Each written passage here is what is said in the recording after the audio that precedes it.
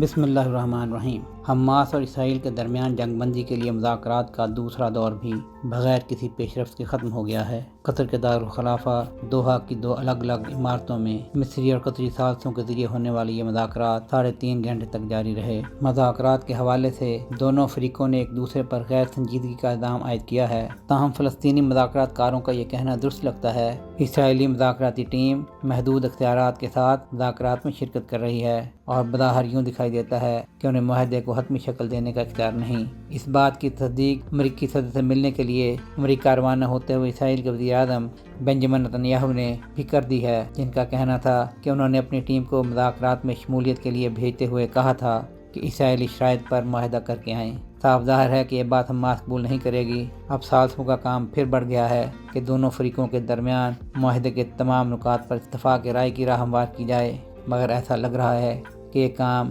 Netanyahu کی Trump سے ملاقات کے بعد ہی ہو سکے گا۔